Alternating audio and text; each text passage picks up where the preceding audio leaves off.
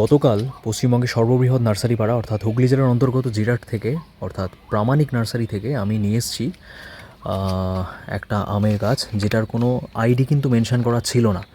মানে রোদে বৃষ্টিতে সেই আইডিটা উঠে গেছিলো, বাট আম ধরা গাছ আমি নিয়ে এসেছি বলে তোমরা আমাকে একটু হেল্প করো। এটা কী আম তোমাদের মনে হচ্ছে কমেন্ট সেকশনে আমাকে ডেফিনেটলি জানিও, তাহলে আমারও চিনতে সুবিধা হবে। এত আমের ভিড়ে, এত নামের ভিড়ে আমিও কিন্তু কনফিউজড, এবং ওরাও কনফিউজড, আমাকে বলতে পারেনি যেটা কোন জাতের।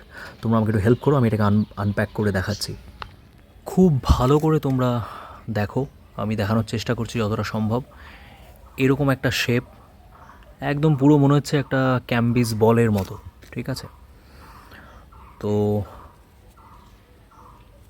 আর সাইজটাও এরকম হয়েছে, আমার দেখে খুব ভালো লেগেছে, সেই জন্য আমি নিয়েছি। আমাকে একটু বলো শেপটা দেখে যে এটা কী আম হতে পারে, এবং পাতাটাও দেখাচ্ছি তোমাদেরকে। আমার খুব খুব উপকার হবে, আমাকে ডেফিনেটলি কিন্তু কমেন্ট সেকশানে জানিও। আর টেস্ট রিভিউ ডেফিনেটলি দেবো, এবং গাছটা কালকেই কিন্তু আমি বসিয়ে দিয়েছি। সামান্য মাত্রায় গোবর সার, একদম পিওর গোবর সার, এবং তার সাথে যে নর্মাল মাটি এখানকার সেটাকে মিশিয়ে আমি কিন্তু মিক্সচার তৈরি করেছি এবং সেটা দিয়েই বসিয়ে দিয়েছি।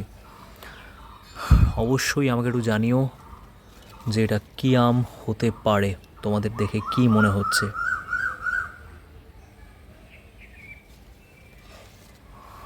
জয়গুরু, আমি তোমাদের টেক্সটের অপেক্ষায় রইলাম।